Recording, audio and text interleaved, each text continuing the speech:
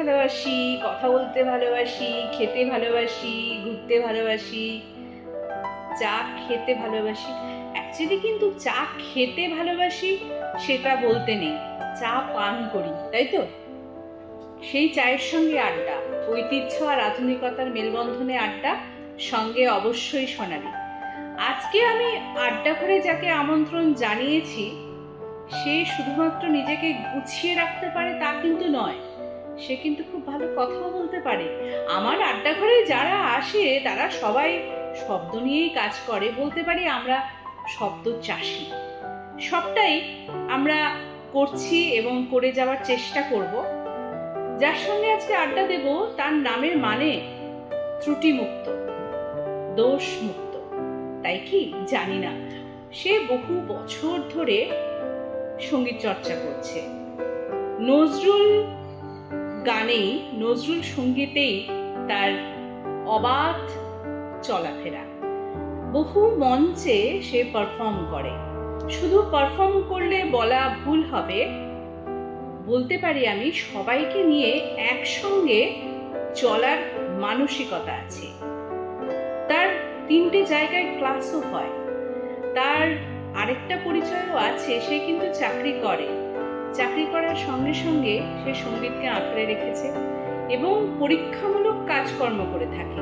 কেন বলছি পরীক্ষামূলক? সেটা হচ্ছে সে নানান ধরনের বিষয়ে, মানে নৃত্য, গীতি, আলেখ্য, সে গবেষণা করে পরীক্ষামূলক চিন্তা ভাবনা করে সে কিন্তু মঞ্চে এক্সিকিউট করেছে এবং অনেককে নিয়ে। তার জন্য তো তাকে সাধুবাদ জানাতেই হবে। আর তার সঙ্গে সঙ্গে খুব ভালো মনের মানুষ।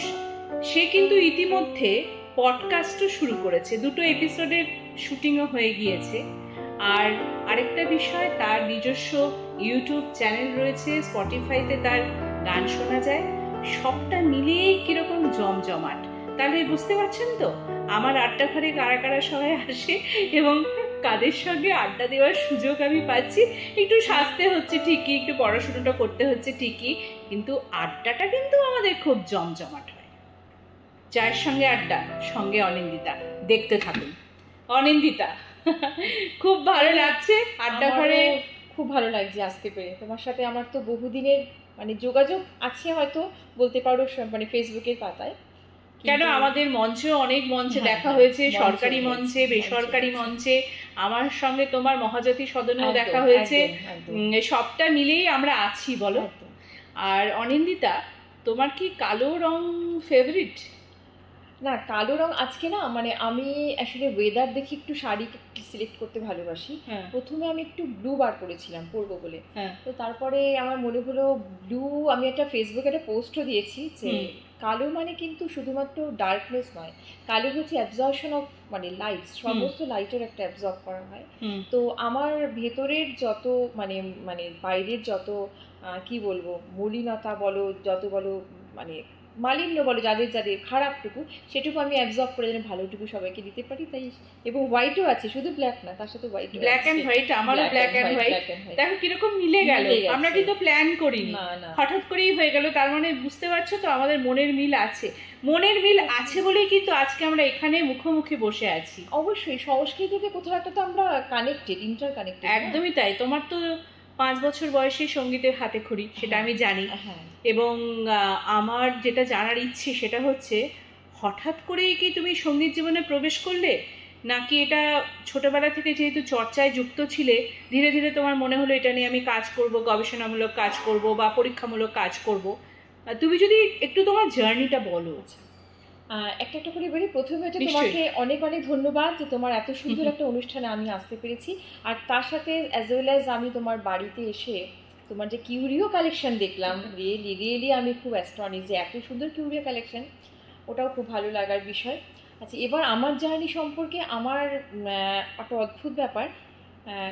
এমনিতে যখন আমাদের বাড়ির অভিভাবকরা বাচ্চাদের যখন গান শিখতে বসায়, তখন প্রথম হচ্ছে তাদের রবীন্দ্রনাথের গান দিয়ে, বাঙালি ঘরে অন্তত শুরু হয়, কিন্তু আমার শুরুটা নজরুল গীতি দিয়ে। এবং সেটা কেন আমি সেটা জানি না। তার সাথে ক্লাসিক্যাল। তো ক্লাসিক্যাল শুরু বছর 5 যখন বয়স, তখন আমার মা বাবাই হারমোনিয়াম যা হয় গতানুগতিক, কিন্তু আমার গানের প্রতি যে অ্যাফেকশন, যে ভালোবাসা, সেটা কিন্তু একদম এসেছে আমার যখন অ্যাডোলেসেন্স 16 to 17 এরকমই আসছে, এবং অ্যাজ ওয়েল অ্যাজ আমার সাথে আমার মানে হাজবেন্ডের তখন রিলেশনশিপের জাস্ট শুরু, গানের প্রতি ভালোবাসা এবং জীবনের প্রেম দুটোই কিন্তু একসাথে আমার মানে এলো আর কি। তো গানের এইভাবে চলতে চলতে গানটাকে নিয়ে তো সিরিয়াসলি আমি যথারীতি তুমি যেটুকু মেনশন করলে আমি চাকরি করি, তো চাকরি করলে যেটা হয় মানে দুটো খুব হার্ড লাইফ, মানে একটা খুব কঠোর রিয়েল লাইফ আর একটা ফ্যান্টাসি। গান বাজনা বা সংস্কৃতি তো আমাদের একটা ইমাজিনেশন পাওয়ার খুব হাই রেঞ্জে রাখতে হয়, নাহলে আমরা ওটাকে এক্সিকিউট করতে পারবো না।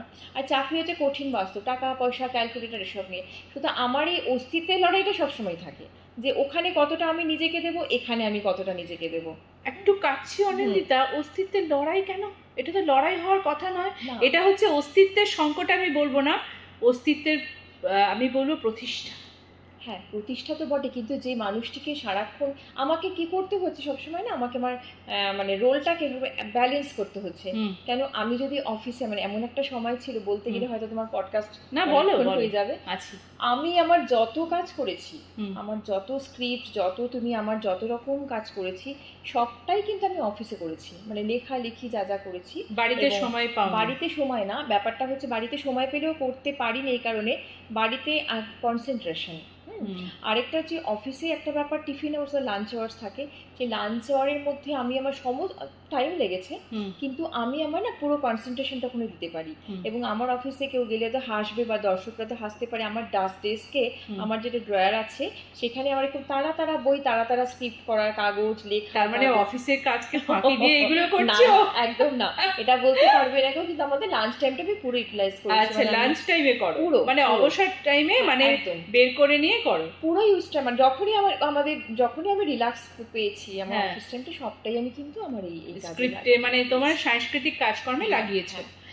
আর যেটা তুমি বললে যে কেন তুমি গবেষণামূলক কাজ সব করতে চাও, অ্যাকচুয়ালি পুরোপুরিভাবে ভালোভাবে গান করার ইচ্ছে তো ছিল, সেটা তো করছি, কিন্তু খুব যেভাবে আমি এখন যাচ্ছি এই জার্নিটা ধরে শুরু হয়েছে 2000 সম্ভবত 7-8।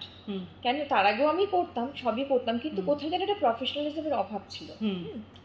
এক্ষেত্রে হলো কি, আমি প্রথম রূপঙ্কর্তার কম্পোজিশনে একটা অ্যালবাম করি, এবং সেইটা তখন আমি পোস্টিং ছিলাম আমরা নবদ্বীপে। তখন আমি যাতায়াত করতাম, বেলঘরিয়াতে নবদ্বীপ যাতায়াত করতাম এবং প্রচুর গান শুনতাম। এবং ওয়ান ফাইন মর্নিং আমার মনে হলো যে একটা অ্যালবাম করলে কীরকম হয়, নিছক শখে। এবং সেইভাবেই আমি রূপঙ্কর্তার কম্পোজিশনে 6টা গান করা, তার আগে গৌতম ঘোষাল, উদয় বন্দ্যোপাধ্যায়, বিশ্বরূপ ঘোষ দস্তিদার, তাদের অ্যালবাম করা।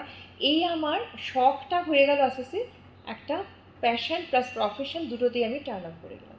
আচ্ছা।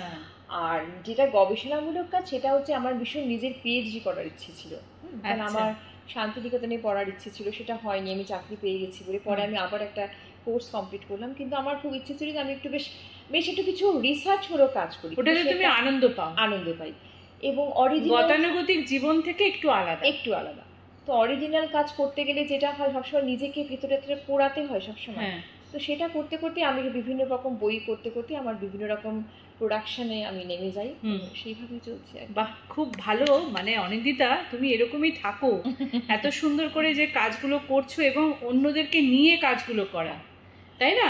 এবং তার জন্য কিন্তু তোমাকে আমার মনে হয় কিছুটা সমস্যার সম্মুখীন হতে হয়, কারণ তুমি যে ভাবনায় ভেবেছো এবং যাদেরকে নিয়ে কাজ করবে সবসময় তোমার ডিকটেশনে হয়তো হয় না, তারা হয়তো তোমাকে নানান প্রশ্নবাণী জর্জরিত করে, কিন্তু তাদেরকে তুমি কনভিন্স করিয়ে নিজের পরীক্ষামূলক কাজটা তুমি এক্সিকিউট করতে পারছো, তার জন্য কিন্তু যথেষ্ট মানসিক জোর দরকার হয়। যেটা হয় না, তুমি কথা বলে একদম ঠিক বলেছো। প্রথমত আমার সঙ্গবদ্ধভাবে কাজ করার হ্যাবিটটা আমার, এটা আমার মানে কি বলবো, আমার ফ্যামিলি থেকে, আমার বাবার বাড়িতে আমরা কোনোদিন মানে আমার বাবার বাড়িতে এরকম ছিল, আমার বটনি অনার্স আমার মানে ছিল, আমার সাবজেক্ট ছিল, আমার ট্যাক্সোনমি পেপার ছিল, 3rd পেপার আমি পড়াশোনা করছি, আর উপরে আমার মায়ের নাটকের রিহার্সাল হচ্ছে, আবার আমি আসছি একটা করে রোল বলে আসছি, আবার লিখছি। এরকম ভাবে আমার বাপের বাড়িতে আমি যেরকম বড় হয়েছি, তাই গ্রুমিং এর সাথে না আমরা কখনো ভাবিনি যে এই কাজটার সময় এটা করা উচিত না। ব্লেন্ডেড লাইফ টাইমের সাথে খাওয়া দাওয়া, নাটক, গান বাজনা, পড়াশোনা সবটাই মিলে মিশে আছে। এটা আলাদা করে আর নতুন করে কিছু ভাবনি, এটাই মানে দাঁত মাজার মতো। একদম সকালবেলা ঘুম থেকে উঠে যেরকম আমরা দাঁত মাজি, ঠিক সেরকম ভাবে মিলেমিশে আছে। আর একটা কথা তোমায় আমি জিজ্ঞাসা করব অনিন্দিতা, এই যে এতগুলো কাজ তুমি করছো এবং অনেক ক্ষেত্র তুমি জড়িয়ে রয়েছো, একাধারে চাকরি, তার সঙ্গে সঙ্গে স্ক্রিপ্ট লেখা, নিজের পারফরমেন্স থাকে, মানে সোলো পারফরমেন্স থাকে, এবং সেখানে যাওয়া, সময় বের করা, সংসারকে দেখা, পুত্র এবং বর, হ্যাঁ, স্বামী এবং পুত্র, দুইজনকে তো তুমি তোমার পাশে পেয়েছো। কে বেশি সাপোর্টিভ? হাজবেন্ডের তো সাপোর্ট অবশ্যই বলবো, না হলে আমি তো এতটা জার্নি আসতে পারতাম না।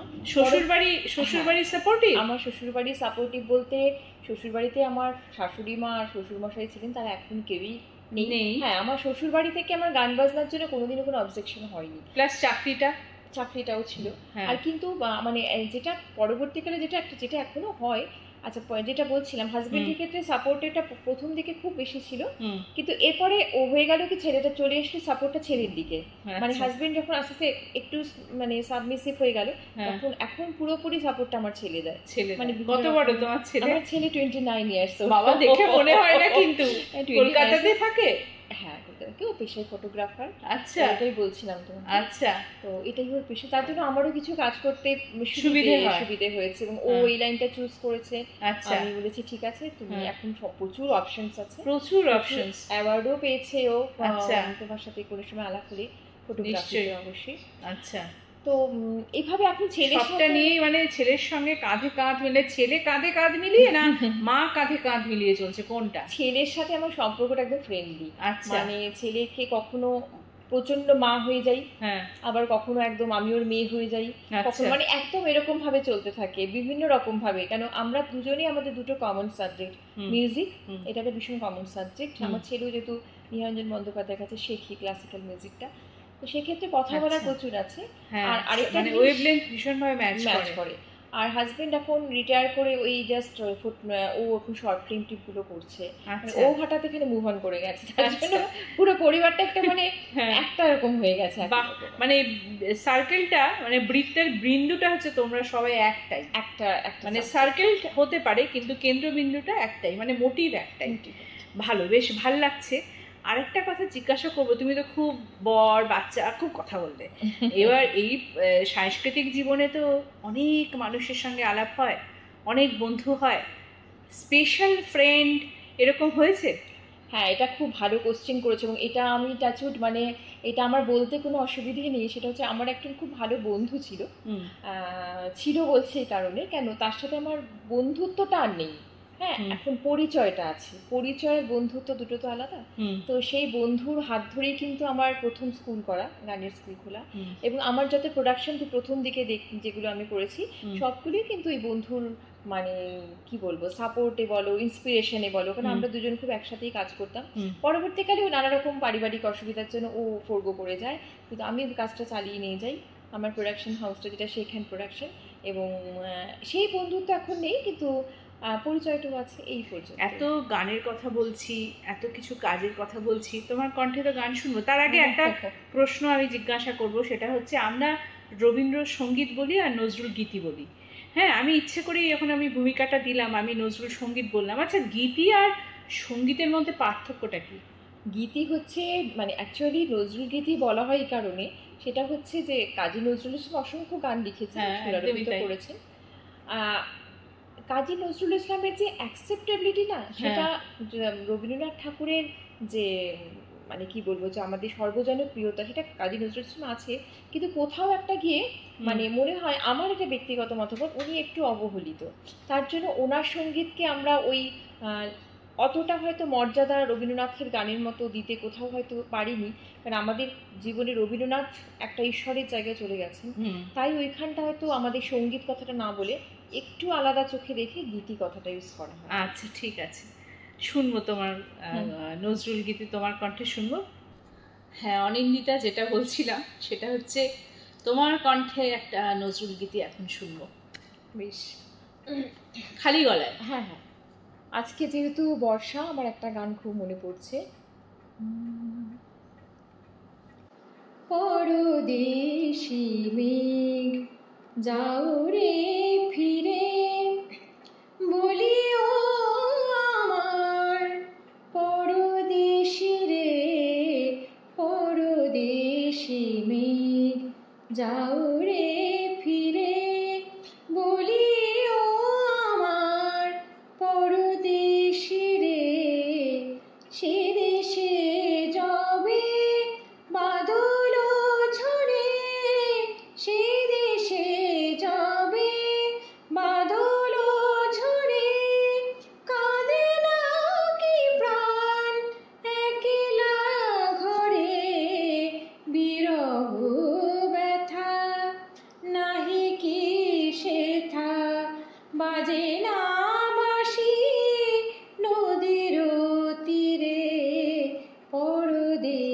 আকাশে মেঘ যাও রে ফিরে।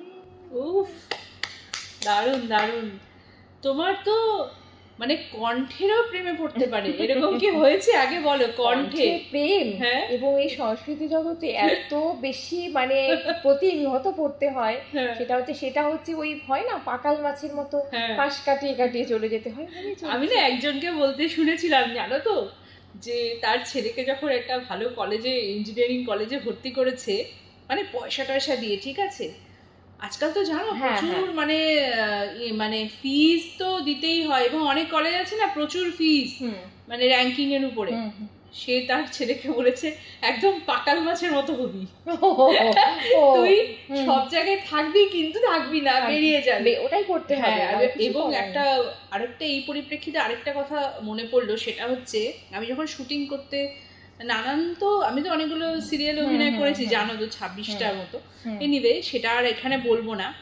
আমি ওখানে গিয়ে একজনের কাছে শুনেছিলাম, তার ছেলে ডাক্তারিতে চান্স পেয়েছে, ডাক্তারি পড়ছিল তখন তাকে বলেছে যে, আমাকে বলেছে, আমি তখন ওনার থেকে অনেকটাই ছোট, যে অভাবটা জানতে দিতে হয়, বাচ্চা মানুষ করতে গেলে অভাবটা জানতে দিতে হয়।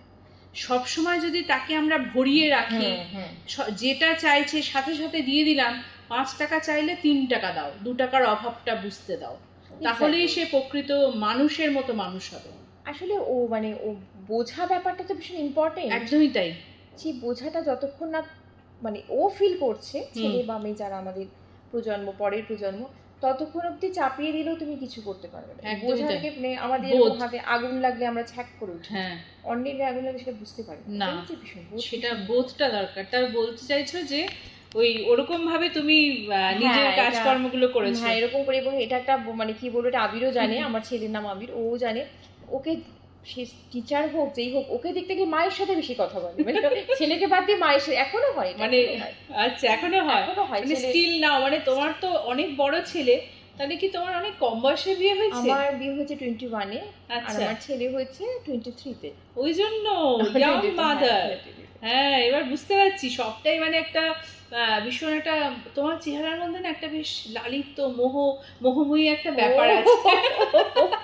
সেটা তো ঈশ্বর প্রদত্ত, সেটা আমি মানে সেটা অনেক জেনেটিক্স। হ্যাঁ, সেটা জেনেটিক্স। এটা অ্যাকচুয়ালি আমি খুব মানে হয়তো বলতে পারো একটু বেশি হাসি খুশি থাকি, বা একটু মানে আমার নিজের যে ছোট বোন, যে ও কিন্তু খুব রিজার্ভ, কিন্তু আমি এত রিজার্ভ নেই, অত বেশি একটু। তার জন্য হয় কি, মানে আমি অফিসেও খুব পপুলার, মানে বেশ এই অনিন্দিতা দি বা অনিন্দিতা বেশ এরকম বাইরের জগতেও সব জায়গায় বেশ একটা পপুলারিটি, মানে পিয়ারটা, অনেকে বলে পিয়ার আমার খুব ভালো, এই জন্য আমার সাথে লোকের কানেকশনটা আমার খুব হয়ে যায়, মানে স্টারটা সবার সঙ্গে তোমার মিলে। হ্যাঁ মিলে যায়। তুমি এমনই একটা স্টার যাতে সেই স্টারটার সঙ্গে অন্যান্য যারা আছে তাদের সঙ্গে তুমি কানেক্ট করতে পারো, এটা তোমার গুড সাইন।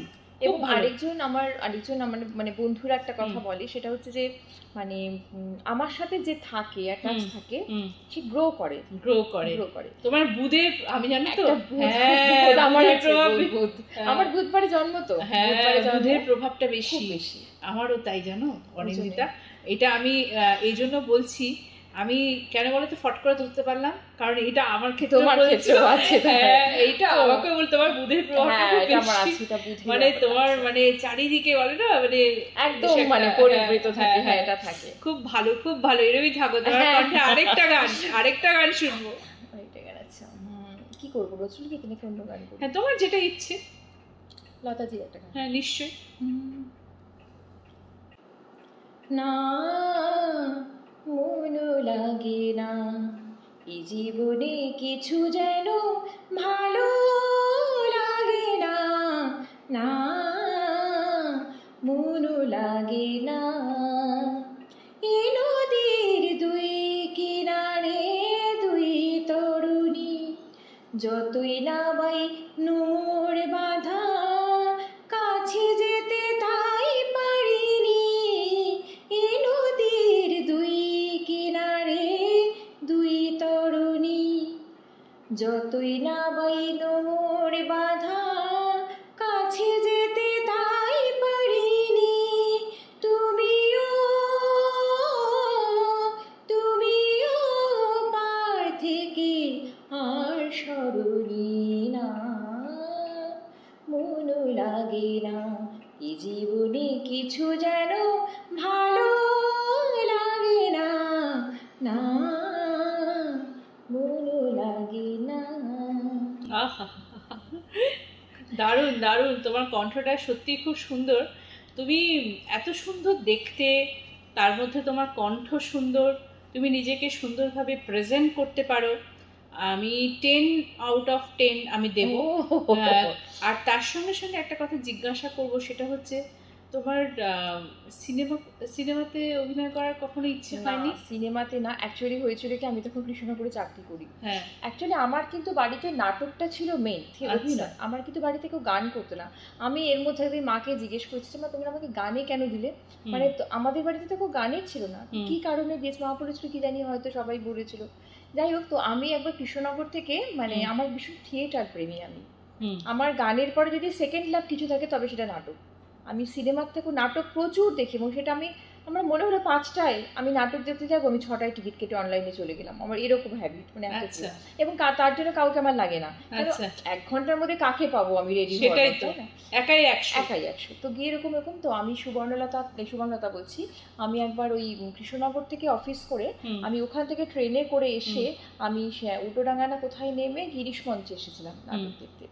তো আমার একটা মানে চেনাশোনা একজন বলেছিল দেখতে, তা আমাকে তখন উনি বললেন চল চল বিপ্লবদার সাথে তোকে দেখা করতে নিয়ে, বিপ্লব বন্দ্যোপাধ্যায় যিনি আর কি ওখানকার সুবর্ণতা সিরিয়ালে তখন বোধ উনি অভিনয় করতেন নাকি নাটকে কি করছিলেন। তো আমাকে দেখুন, আচ্ছা দাঁড়ান আপনি দাঁড়ান তো, আপনার হাইটটা কত? আমি 5 ফুট 7। আমাদের সুবর্ণতাতে কাস্টিং ভীষণ দরকার আপনার হাইটে, আপনাকে নেবো, করবেন? আমি বলছি না, আমি নাটক করবো না, আমি সিরিয়াল করবো না, আমি গানে কিছু যদি থাকে গান করবেন। তো করতে মানে কোনোদিন একটাই অভিনয় করেছিলাম আমার হাজবেন্ডের বিপরীতে নাটকে।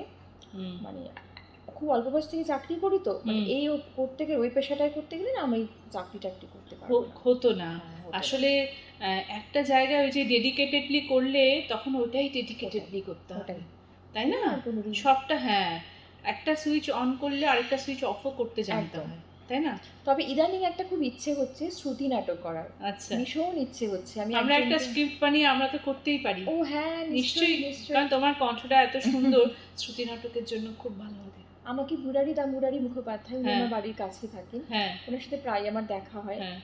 মুরারি দা, আমি কি করে নাটক করতে, তুমি নাটক করতে পারবে না কেন, করো তুমি নাটক, স্টেজ নাটক পারবো না, যদি শ্রুতি নাটক করি, মানে ঠিক আছে তুমি আমার বাড়িতে এসো, এরকম মানে হয়ে যায় আর কি, দেখা যাক। হ্যাঁ নিশ্চয়ই।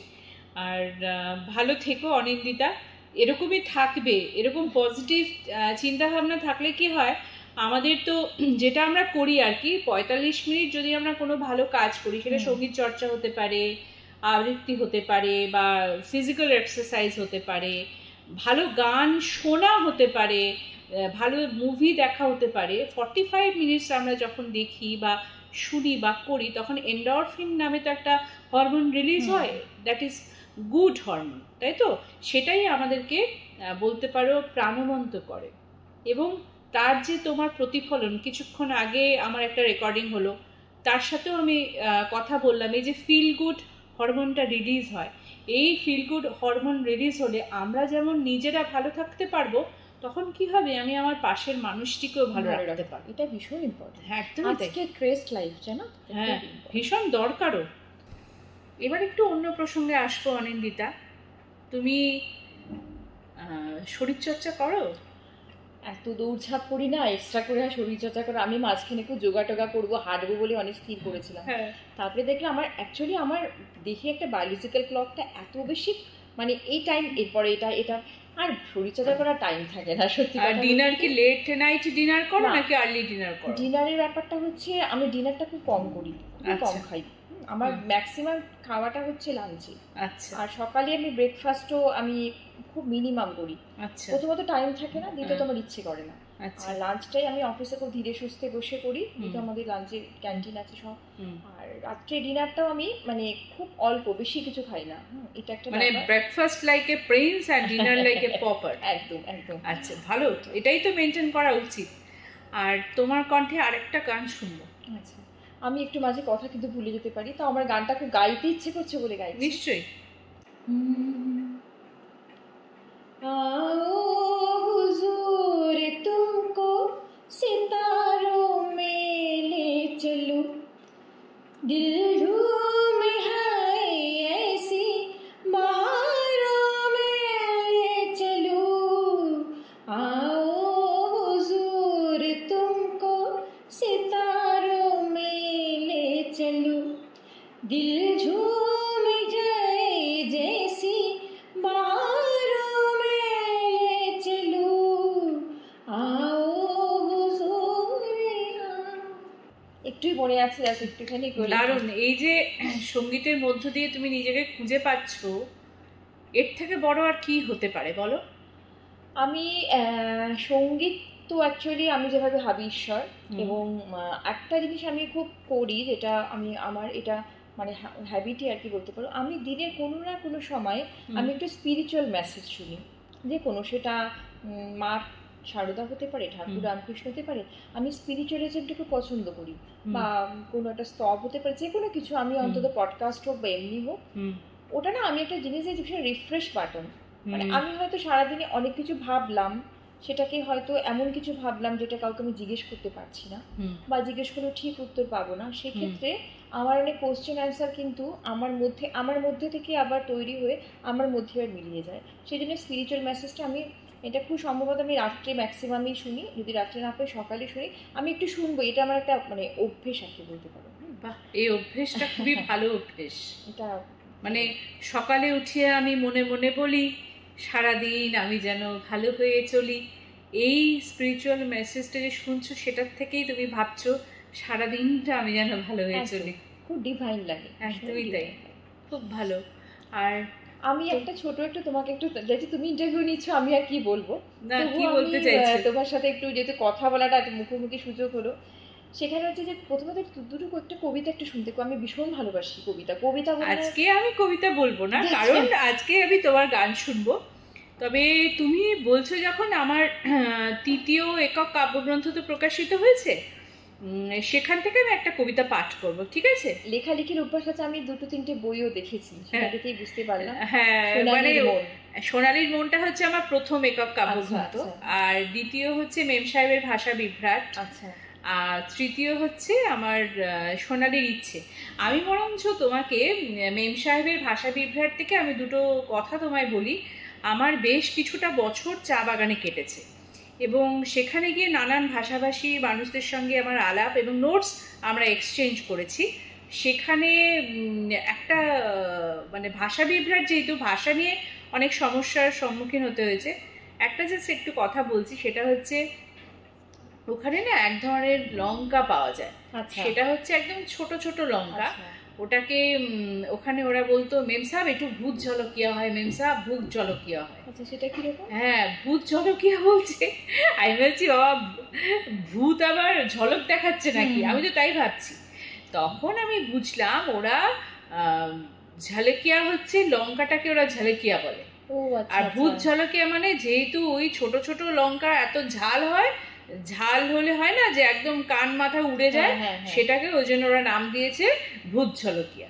এইটাই হচ্ছে আমার দ্বিতীয় একক কাব্যগ্রন্থ মেম সাহেবের ভাষা বিভ্রাট। আজকে আমি আমার কথা বলবো না, আজকে আমি শুধু তোমার কথা শুনবো, তোমার কথা থাকলো। হ্যাঁ, ডিউ থাকলো। এটা 100 করে শুনে আমিও এটা ঠিক মানে করিয়ে নেবো আর কি, তোমার করিয়ে নেবো। একদমই তাই। আর এই পথ চলতে চলতে তো তোমার অনেক মানুষের সঙ্গে আলাপ হয়েছে, অনেক ভাব আদান প্রদান হয়েছে, ভাব বিনিময় হয়েছে, আর মনের সবচেয়ে যে দুঃখ, কোনো একটা দুঃখ তো থাকতে হয়, তবেই তো তুমি এতগুলো কাজ র্যান্ডামলি করে যেতে পারছো। সেই দুঃখটা কি তোমার? মনের দুঃখ বলতে একটা দুঃখ ভীষণ আছে, এটা আমার বর আমার সাথে কোথাও সিনেমা দেখতে যায় না, ঠিক আছে। আর সেকেন্ড দুঃখ হচ্ছে আমি আরো অনেক বেশি পড়াশোনা করতে চেয়েছিলাম, কিন্তু সেটা সময়ের জন্য করতে পারিনি, জানি না কবে করতে পারবো। কারণ আমি ভীষণ পড়াশোনায় ভালো ছিলাম, মানে এবং আমার খুব অল্প বয়সে চাকরি পাওয়ার জন্য আমি এমএসসি করবো এরকম ঠিক ছিল, কিন্তু আমার বন্ধুরা এমএসসি করতে গেল, আমি তখন না করে আমি তখন এলআইসিতে চাকরি পেয়ে গেলাম। সেই দুঃখটা আমার ছিল বলে পরবর্তীকালে আমি আবার একটা গ্র্যাজুয়েশন কমপ্লিট করি হিস্ট্রি অনার্স নিয়ে, কিন্তু মানে ওই দুঃখটা আমার খুব আছে যে শাড়িটা যদি জন্ম হয় বেশ একটু অনেকটা দূর যদি পড়াশোনা, এই একটা দুঃখ আছে। কিন্তু এখন যা অবস্থা দেখছি এখন মনে হয় যে এটা ঠিকই আছে। হ্যাঁ, মানে আমরা ভগবানকে, যখন আমি সকালবেলা ঘুম থেকে উঠি, এই যে বেঁচে আছি এই সুন্দর পৃথিবীতে, তার জন্যই ভগবানকে আমরা থ্যাংক ইউ জানাই। হ্যাঁ, এটাই সবচেয়ে বড় কথা। এই আজকে সকালে আমার ছেলের সাথে এই নিয়ে কথা হচ্ছিল যে মানে আনপ্রেডিক্টেবল লাইফ, ভীষণ, কখন কি হবে কিচ্ছু জানি না, খুবই আনপ্রেডিক্টেবল। কিছুদিন আগে একটা সিনেমাও আমি দেখেছিলাম, এই মুহূর্তে নামটা মনে পড়ছে না, সেখানে কিন্তু নামটা একদমই মনে পড়ছে না, ওইখানে কিন্তু ওই আনপ্রেডিক্টেবল সিচুয়েশনের উপরই সিনেমাটা ছিল। তার বিদেশ যাওয়ার কথা ছিল, খুব ভালো চাকরি পেয়ে গেছে, কিন্তু একটা সিচুয়েশন তাকে এমন করে দিল, তাকে কিন্তু অনেক দিন ধরে একটা জায়গায় থাকতে হলো। Life is very unpredictable. তার মধ্যে থেকেও আমাদের মাথা তুলে দাঁড়াতে হবে, নিজেদের কাজ করে যেতে হবে, অন্যদের ক্ষতি না করে ভালোবেসে, সবাইকে ভালোবেসে এবং ভালো লাগা তৈরি করতে হবে, ভালোবাসার জন্ম দিতে হবে। এবং এটা ছোঁয়াচে, হ্যাঁ, কিন্তু ছোঁয়াচে, খুব ছোঁয়াচে, একদমই তাই। ওই জন্য আমরা আমাদের পরিধি বিস্তার করব, আমাদের কেন্দ্রবিন্দু একটাই থাকুক, কিন্তু পরিধি আমরা বাড়াতে পারি, তাই তো? বৃত্তের পরিধি আমরা বাড়িয়ে চলতে পারি, এবং তোমার সঙ্গে আমার এই যে আন্তরিকতার একটা বন্ধন, সেটা যেন অটুট থাকে। সংস্কৃতির মধ্যে কিন্তু আমাদের কিন্তু ভীষণ মানে রিলেশনশিপ গুলো বিল্ড আপ হয়। একদমই তাই। তোমাকে আমি না, তুমি এখানে আমি ওখানে, চেনার কোনো প্রশ্ন না, আমাদের সাংস্কৃতিক জগৎটা আমাদের মিলিয়ে দিই। এটাই হচ্ছে। এবং আমাদের সঙ্গীতেও এই লাইন আছে, কবিতায় এই লাইন আছে, ক্লান্ত আমরা হব না, ক্লান্ত আমরা হব না, আমরা পথ চলবো। খুব ভালো থেকো অনিন্দিতা, ঠিক আছে? তুমি আমার আড্ডা ঘরে এসেছো, আমার সত্যি খুব ভালো লাগলো। অনেক দূর থেকে এসেছো, আসছেন কিন্তু অনেক বন্ধুরা আসছেন, অনেক দূর থেকে আসছেন, আমার ডাকেই বোধহয়, ওই জানি না কেন আসছেন, এটা উপরওয়ালার আশীর্বাদ তোমার জন্য একটা স্মারক। বাহ, থ্যাংক ইউ। আজকে পেয়ে গিয়েছিলাম অনিন্দিতাকে, অনেকক্ষণ আড্ডা হলো আমাদের সঙ্গে, আমার সঙ্গে স্পেশালি। ওর অনেক কথা জানতে পারলাম, অনেক মনের কথা অবশ্য অজানা থেকে গেল। আরেকদিন বসতে হবে অনিন্দিতার সঙ্গে, তার মনের কুঠুরিতে ঠিক মতো ঢোকা গেল না, তার প্রেম আদৌ আরেকটি এসেছিল কিনা সেটা কিন্তু আমি জানতে পারিনি, তার জন্য কিন্তু ওকে আবার একবার খোঁচা দিতে হবে। সঙ্গে থাকুন, এভাবেই ঐতিহ্য আর আধুনিকতার মেলবন্ধনে আড্ডা। আমাদের এই পর্বটি 11তম পর্বে সমাপ্তি হলো, আর এভাবেই আপনাদের পাশে থাকতে হবে, তোদের পাশে থাকতে হবে। তোমরা, তোরা, আপনারা সবাই কিন্তু একসাথে থাকতে হবে। আমাদের সঙ্গে থাকলে আমরা সাহস পাবো, এই সাহসেই আমরা পথ চলবো। আর এটাই, ভালো থাকবেন, ভালো থেকো অনিন্দিতা। তুমি ভালো থেকো।